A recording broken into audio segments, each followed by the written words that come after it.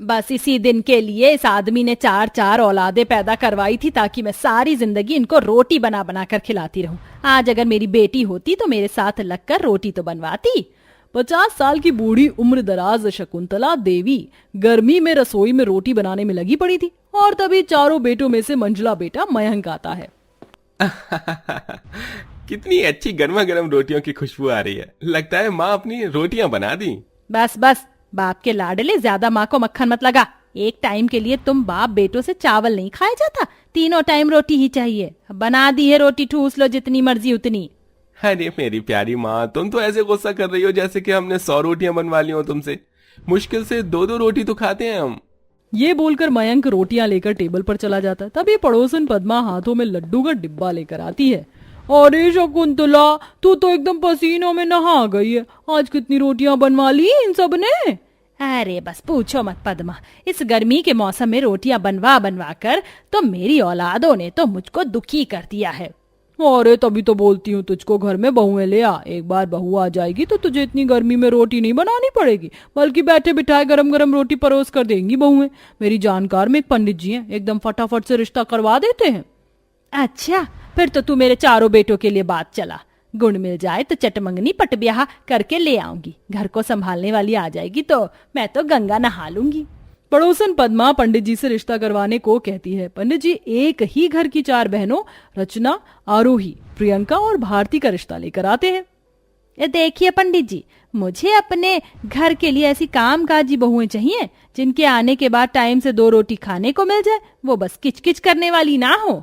बहन जी, ये चारों लड़कियां तो एकदम गौ हैं, गौ। इनके तो मुंह में जुबान नहीं है। संस्कारी, सुंदर, सुशील और गुणवान भी हैं। अच्छा, तो फिर मुझे ये रिश्ता मंजूर है। पंडित शकुंतला देवी के घर से सीधा चारों बहनों के घर पर आता है, जहां चारों में रोटी के लिए छीना झपटी चल रही है। मैं कहती हूँ छोड़ दे भारती की बच्ची, ये रोटी मेरी है, इसे मैं खाऊंगी। इतनी रोटी खाती है फिर भी सूखी भिंडी मच्छर ढीली है। हड्डल कहीं की, छोड़ दे रोटी। ये फूली फूली नरम रोटी मैं खाऊंगी, तू खाएगी चाटा। ये कहकर रोटी के पीछे भारती प्रियंका को पीट देती है। तभी रेखा कहती है, हे भगवान, ये तुम चारों ने क्या तमाशा लगाया हुआ है? गधी हो गई हो चारों अब तो। ये बचपन वाली आदत छोड़ दो। अरे पंडित जी, आप लड़के वालों को मेरी बेटियां पसंद आ गई क्या? रेखा बहन, मैं तो इन चारों को सुशील होने की बात करके आया हूँ, मगर ये अगर ऐसे भूखे नंगों की तरह झगड़ेंगे तो कैसे काम चलेगा ससुराल में? जी मैं इन चारों को सिखा दूंगी। दरअसल रेखा देवी की चारों बेटी रोटी खाने की बहुत ही शौकीन थी, जिसमें से आरोही रचना मोटी थुलथुले शरीर की थी तो 2 एकदम सूखी हड्डल सी थी। क्या चारों भुक्कड़ बहुएं अपनी सास शकुंतला देवी के सपनों पर खरी उतर पाएंगी या फिर अरमानों पर पानी फेर देंगी? देखते हैं कहानी में आगे। जहां बड़ी धूमधाम से चारों शादी करके ससुराल में आ जाती हैं, दरवाजे पर खड़ी अपनी बहू का खुशी भरे दिल से सास स्वागत करवाती है। आ जाओ मेरी चारों बहू रानियों, तुम सबका स्वागत है। अब तुम चारों को ही ससुराल की हर जिम्मेदारी को संभालना है। तभी एकदम से चारों के पेट से गुड़गुड़ की आवाज आती है। हाय, ये कैसी आवाज थी? जैसे कि आसमान में बादल गरज रहे हो। तभी ससुर गंगा प्रसाद मजाकिया अंदाज में बोलते हैं, भाग्यवान, तुम्हारे कान बज रहे हैं। इतनी गर्मी छाई हुई है हर तरफ, देखो बेचारी बहू भी परेशान हो रही है। हाँ जी, जाओ तुम भी बहू आराम कर लो। अगर भूख लगी हो तो मुझे बता देना, शर्माना मत। अरे रचना बहू, तू ये फुसकी हंसी क्यों हंस रही है? मैंने कुछ गलत बोला क्या? नहीं सासू माँ, वो आपने शर्म वाली बात कही ना, इसलिए बस हम शर्माने वालों में से नहीं हैं। वैसे सासू माँ, हम चारों को बहुत जोर की भूख लगी है। अच्छा तो बताओ क्या खाओगी, मैं बना देती हूँ। जी रोटी बना लीजिए। जी रोटी बना लीजिए। चारों बहुएं एक ही सुरताल में सास को रोटी खाने की फरमाइश देती हैं। इतनी गर्मी में रोटी? अच्छा कोई नहीं, मैं बना कर लाती हूँ। अच्छा, तुम चारों के लिए 20-22 रोटी तो बहुत रहेंगी। बस केवल 20-22 रोटी मम्मी जी? इतने में तो हमारे पेट का एक कोना भी नहीं भरेगा। हम चारों रोज की 100 रोटी खाती हैं। 100 रोटी खाने की बात सुनकर सास को 440 वोल्ट वाला झटका सा लगता है। वहीं चारों के पति भी एक दूसरे का मुंह देखने लगते हैं। किसी तरह शकुंतला गर्मी में रसोई में आकर आटा गूंथकर 100 रोटी तैयार करने में लग जाती है। एक तो 3 4 10 15 20 25, ए भगवान अभी तो केवल 50 रोटी बनी है। मेरी तो इतने में हालत पतली हो गई। सासू जी, ओ सासू माँ, रोटी बन गई हो तो जल्दी से ले आओ, हम चारों के पेट में चूहे गधे घोड़े सब पकड़म पकड़ाई खेल रहे हैं। अरे आ रहा है भाई, सब्र रखो थोड़ी। कोई नहीं शकुंतला, बस आज ही तो इन चारों को रोटी बनाकर खिलाना है, कल तो पहली रसोई हो जाने के बाद चारों ही रोटियां बनाएंगी। बेचारी सास कई घंटे पसीने में भीग कर 100 रोटी बनाकर परोसती है। जहाँ चारों भुक्कड़ के जैसे खाने लगती हैं, तभी प्रियंका भारती अपने पर्स में से कुछ पन्नी निकालती हैं, जिसमें शादी वाली मटर पनीर मलाई चाप की सब्जी थी। ये लो, जल्दी जल्दी लपेट लो, नहीं तो रोटियां ठंडी हो जाएंगी और स्वाद भी आधा आएगा। वाह यार, मलाई चाप के साथ रोटी कितनी बढ़िया लग रही है, मस्त मजा आ गया। यार पुनीत, पता नहीं माँ ने कैसी लड़कियों से हमारी शादी करवा दी, इनकी खुराक तो खली जितनी है। अरे वही तो भाई, हमारी सैलरी से ज्यादा तो हमारी बीवियों के रोटी खाने का खर्चा है। पूरी 100 की 100 रोटियां निपटा दी।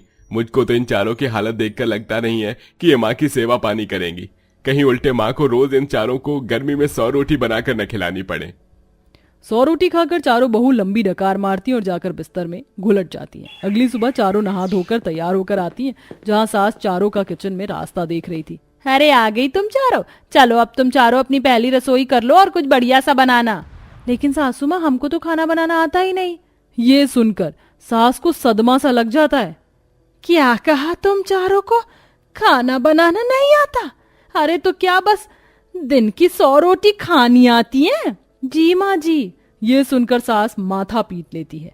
हे भगवान, कैसी आलसी भुक्कड़ बहुएं पल्ले पड़ गईं। इससे तो अच्छे दिन मेरे पहले थे। गर्मी में कम से कम 15 ही तो रोटी बनानी पड़ती थी, मगर इनकी खुराक तो राक्षस जितनी है। ये सुनकर चारों रोने लग जाती हैं। सासू माँ ने हम चारों को राक्षस कहा मम्मी। अरे बस करो, ये मोटे मोटे टेसू मत बहाओ। जाओ, लाती हूं बनाकर रोटी। एक बार फिर से बेचारी सास को गर्मी में अपनी चारों बहू को 100 रोटी बनाकर खिलानी पड़ती है, जिसमें सास पसीनों में नहाती है। सासू माँ, और रोटी लाओ। अरे लाती हूँ। हे भगवान, ये कैसे दिन देखने पड़ रहे हैं। कहाँ तो बहू सास को रोटी बनाकर खिलाती है, लेकिन मेरे भाग्य में तो जैसे ये 4 भुक्कड़ बहू शनि की 7.5 बनकर बैठ गई हैं। हे राम जी, बचा लो। सासू माँ, रोटी लाओ। बेचारी सास गर्मी में दौड़ दौड़ कर चारों को रोटी परोस कर देती है और फिर गिनती के 100 रोटी बनाकर खिलाती है। इसी तरह से दिन गुजरते जाते हैं, लेकिन अब गर्मी का तापमान काफी ज्यादा हद तक बढ़ जाता है, जिससे सुबह शाम की रोटी बनाने में सास की हालत खराब हो जाती है। हे भगवान, आज तो गर्मी से चक्कर आ रहा है। रोटी बनाना तो मेरे बस की नहीं है। तुम चारों के लिए चावल उबाल देती हूँ, खा लोगी? अरे हाँ माँ, इससे पूछना कैसा, खा लेंगे चारों। एक दिन का तो टस्से मस करती नहीं है। ये सुनकर चारों भुक्कड़ बहुएं भड़क जाती हैं। आप क्या कहना चाहते हो कि हम आलसी हैं जो बनाकर नहीं खा सकती? कभी माँ हमारे खाने पर नजर लगाती हैं तो कभी बेटे। तुम सब लड़ो मत, मैं बनाकर लाती हूँ रोटी। शांति से रहो बस। अड़ोसी पड़ोसी सुनेंगे तो अलग बातें बनाएंगे।